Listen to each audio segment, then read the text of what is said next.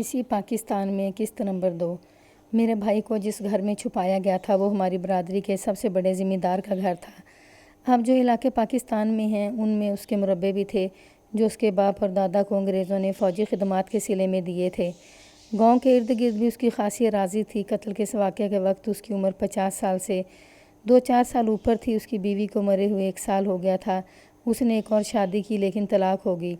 وہ اثر و رسوخ والا آدمی تھا۔ میں اسے اس کہانی میں جاگیردار کہوں گی۔ گاؤں میں ہر قوم پر اس کا رعب تھا اور سب اس کی عزت کرتے تھے۔ والد صاحب باہر نکل گئے تھے۔ میں اپنی ماں کے ساتھ دروازے میں کھڑی ہو گئی۔ مرد آگے نہیں جانے دیتے تھے۔ کچھ دیر بعد ہم نے والد صاحب کو گھر کی طرف آتے دیکھا۔ ان کے ساتھ گاؤں کے لوگوں کا ہجوم تھا۔ ہم دونوں اندر ہو گئیں۔ والد صاحب نے دروازے کے سامنے رک کر کہا، جو کوئی اندر آنا چاہتا ہے آ جائے اور گھر کی تلاشی لے لے۔ میرا بیٹا مل جائے تو اسے پولیس کے حوالے کر دو۔ کئی سکھوں نے کہا، انہوں نے لڑکے کو بھگا دیا ہوگا، لڑکے کو ہمارے حوالے کر دو۔ مسلمانوں کی آوازیں سنائی دیں، خبردار کوئی اس دروازے کے اندر قدم نہ رکھے، جاؤ پولیس کو بلاؤ، تھانے دار تلاشی لے گا۔ اتنے میں ہماری برادری کا جاگیردار آ گیا۔ اس نے دبنگ آواز میں کہا، کون کہتا ہے چودھری کے بیٹے نے قتل کیا ہے؟ لڑکا گاؤں میں نہیں ہے، تمہارا آدمی قتل ہوا ہے، لاش تھانے لے جاؤ۔ تمہیں اتنا اختیار کس نے دیا ہے کہ قاتل کو پکڑو؟ شور شرابہ ہونے لگا۔ مقتول کے گھر کی عورتیں بین کر رہی تھیں اور گالیاں بھی بک رہی تھیں۔ سکھوں کو معلوم نہیں تھا کہ میرا بھائی جاگیردار کے گھر میں چھپا ہوا ہے۔ سکھوں نے فیصلہ کیا کہ لاش تھانے لے جائی جائے۔ سورج غروب ہو چکا تھا۔ جاگیردار اندر آ گیا۔ اس نے مجھے گہری نظروں سے دیکھا اور مسکرایا۔ میں بھی مسکرائی۔ وہ تو میرے باپ کی عمر کا تھا۔ میرے والد صاحب کو الگ کمرے میں لے گیا۔ تھوڑی دیر باتیں کر کے وہ والد صاحب کو ساتھ ہی لے گیا۔ میری اور میری ماں کی جان نکلی جا رہی تھی۔ مجھے اپنا اکلوتا بھائی پھانسی کے تختے پر کھڑا نظر آ رہا تھا۔ میری ماں بے ہوش ہو کر گری نہیں ورنہ کوئی کسر نہیں رہ گئی تھی۔ ایک ایک منٹ 1-1 گھنٹے کے برابر تھا۔ والد صاحب آئے اور مجھے کہا کہ میں بھائی کی کتابیں، کپڑے اور دیگر سامان جو ہاسٹل میں اس کے ساتھ رہتا ہے فوراً تیار کر دوں۔ میں نے اور اماں نے سامان تیار کر دیا۔ ایک مزیرہ نے سامان اٹھایا اور والد صاحب اس کے ساتھ باہر نکل گئے۔ انہوں نے ہمارے کسی سوال کا جواب نہ دیا۔ وہ ہمیں تسلیاں دیتے رہے لیکن خود گھبرائے ہوئے تھے۔ رات اندھیری ہو چکی تھی۔ وہ کوئی 2 گھنٹے بعد واپس آئے۔ تھکے ہوئے تھے۔ ہمیں کہنے لگے کہ پولیس آئے گی اور میرے بھائی کے متعلق پوچھے گی۔ ہم یہ جواب دیں کہ بھائی چھٹیوں میں گھر آیا ہی نہیں۔ پہلی چھٹی کے روز آیا اور یہ کہہ کر چلا گیا تھا کہ وہ پڑھائی کی خاطر چھٹیاں ہاسٹل میں گزارے گا۔ اس کے فوراً بعد دروازے پر دستک ہوئی۔ دروازہ کھولا تو تھانے دار کھڑا تھا۔ اس نے والد صاحب سے میرے بھائی کے متعلق پوچھا۔ والد صاحب نے وہی جواب دیا جو انہوں نے ہمیں بتایا تھا۔ یہ بھی کہا کہ اندر آ کر تلاشی لے لیں۔ تھانے دار مسلمان تھا۔ اس نے گھر کی تلاشی لی، کھرلیاں بھی دیکھیں۔ ہم دونوں سے بھی پوچھا کہ لڑکا کہاں ہے؟ ہم نے وہی جواب دیا جو والد صاحب نے بتایا تھا۔ تھانے دار نے والد صاحب سے کہا، چودھری صاحب، ملزم کو غائب کرنا مشکل نہیں ہوتا لیکن عدالت میں یہ ثابت کرنا بہت مشکل ہوتا ہے کہ ملزم واردات کے وقت گاؤں میں نہیں تھا۔ جو اللہ کو منظور ہوگا، والد صاحب نے کہا، اس کی مدد سے ہم ثابت کر دیں گے کہ لڑکا گاؤں میں آیا ہی نہیں۔ چودھری صاحب، تھانے دار نے رازدانہ لہجے میں کہا، موقع کے گواہ موجود ہیں۔ آپ کے لڑکے نے ان کے سامنے قتل کیا ہے۔ میں آپ کے خلاف کوئی الٹی پلٹی کارروائی نہیں کروں گا۔ میں مسلمان ہوں۔ سکھوں کے مقابلے میں آپ کی مدد کروں گا۔ لڑکا میرے حوالے کر دیں۔ اگر آپ کو مذہب کا اتنا خیال ہے تو مدد کریں۔ والد صاحب نے کہا، لڑکا گاؤں میں نہیں ہے، قتل اسی نے کیا ہے۔ میں ثابت کروں گا کہ وہ گاؤں میں آیا ہی نہیں تھا۔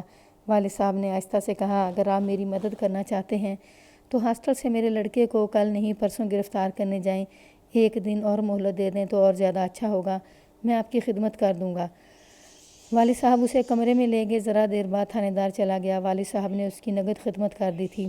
انہوں نے ہمیں بتایا کہ اپنے جو آدمی موقع واردات پر موجود تھے ان میں سے ایک میرے بھائی کو وہاں سے بھگا لے گیا اور جاگیردار کے گھر چھپا دیا۔ جاگیردار کو بتایا گیا کہ لڑکے نے ایک سکھ کو قتل کر دیا ہے۔ جاگیردار نے لڑکے کو چھپا لیا اور اس آدمی سے کہا کہ موقع واردات پر جتنے مسلمان موجود تھے انہیں کہہ دو کہ وہ لڑکے کے متعلق لا علمی کا بیان دیں۔ ہمارے گھر آ کر جاگیردار نے میرے والد صاحب کو بتایا کہ وہ رات کی گاڑی سے لڑکے کو شہر لے جا رہا ہے۔ وہاں وہ اسے ہاسٹل میں اس کے کمرے میں لے جائے گا۔ اگلے روز وہ وہاں کے ملازم اور جو کوئی بھی وہاں ہوا اسے یہ بیان دینے پر آمادہ کر لے گا کہ میرا بھائی چھٹیوں میں گاؤں گیا ہی نہیں، ہاسٹل میں رہا ہے۔ جاگیردار میرے والد صاحب کو اپنے گھر لے گیا۔ انہوں نے وہاں میرے بھائی کو دیکھا۔ جاگیردار نے اس کے خون آلود کپڑے تبدیل کرا کے کہیں غائب کر دیے تھے۔ चाकू किसी कुएं में फंकवा दिया था। जागीरदार मेरे भाई को बता चुका था कि वो उसे किस तरह बचाने की कोशिश करेगा और भाई क्या करे। जिस वक्त थानेदार हमारे घर में दाखिल हुआ उस वक्त जागीरदार मेरे भाई को गांव से निकाल कर ले गया था। रात के अंधेरे में उन्हें कोई न दे सका। रेलवे स्टेशन तकरीबन 1 मील दूर था। वहाँ से मेन लाइन गुजरती थी। रेलगाड़ियों की कमी नहीं थी। जागीरदार अगले रोज़ वापस ना आया, रात को भी ना आया। उसे अगले रोज़ आ गया। उसने मेरे वालिद साहब को अपने घर बुला लिया। वालिद साहब बहुत देर बाद वापस आए और मेरी माँ को अलग कमरे में ले गए। मैं गई तो उन्होंने मुझे बाहर भेज दिया। मेरी परेशानी बढ़ गई। मामला सही मालूम नहीं होता था, लेकिन माँ ने बाहर आकर मेरी परेशानी दूर कर दी। उसने मुझे बताया कि जागीरदार हॉस्टल में तमाम इंतज़ाम कर आया है। उसने 3-4 आदमियों को मुँह मांगी रिश्वत देकर यह बयान देने पर तैयार कर लिया है कि मेरा भाई गाँव गया ही नहीं। हॉस्टल में 4 और 5 लड़के छुट्टियाँ गुजार रहे थे। उन्हें भी जागीरदार ने तैयार कर लिया था। माँ ने मुझे ये भी बताया कि जागीरदार एक अंग्रेज़ पुलिस ऑफिसर से भी मिल आया है। मैंने माँ से पूछा कि ये बातें मुझसे चोरी क्यों की गई हैं। माँ ने जवाब दिया कि तुम अभी बच्ची हो, बाज़ बातें नाजुक होती हैं, जो किसी के सामने मुंह से निकल जाएं तो बहुत नुकसान होता है।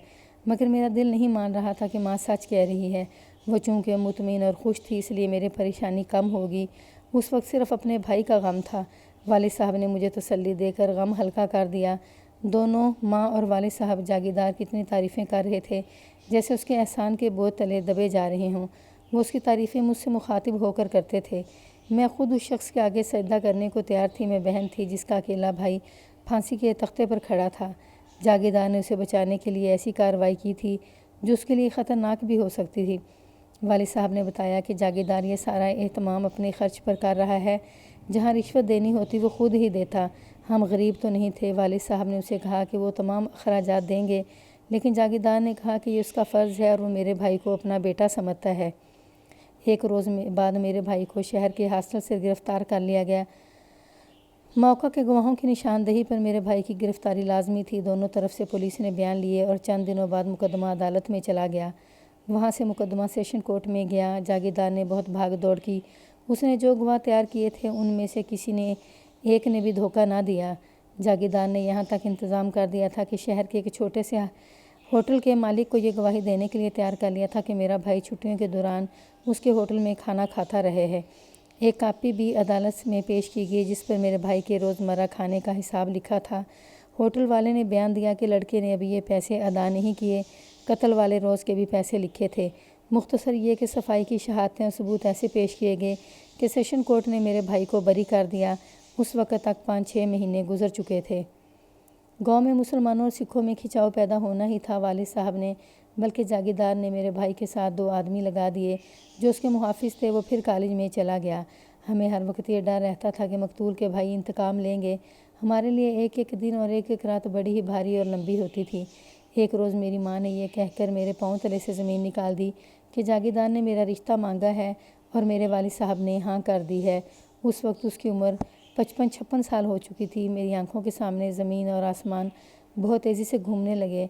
मेरी नज़र गाँव या बरादरी के किसी अपने हम उम्र आदमी पर नहीं थी। मेरे रिश्ते के लिए जिन लड़कों की माएँ आती थीं, मैंने उनके मुतल्लिक भी कभी नहीं सोचा था कि कौन कैसा है और इनमें से कौन मुझे अच्छा लगता है।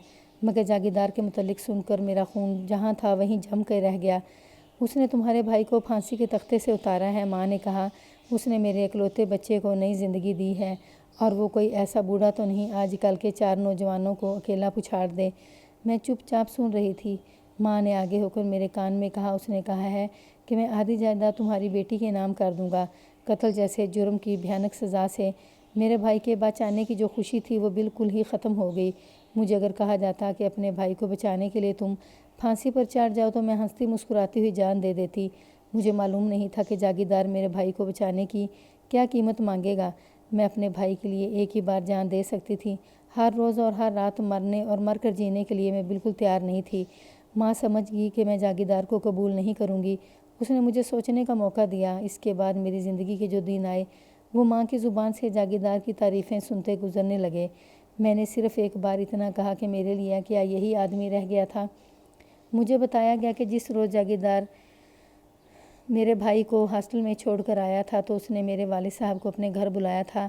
उस मुलाकात में उसने मेरे वालिद साहब को बताया कि लड़के को बचाना ناممکن نظر آتا ہے، لیکن وہ اپنا پیسہ بھی استعمال کرے گا، سفارشیں بھی اور اپنا اثر و رسوخ بھی استعمال کرے گا۔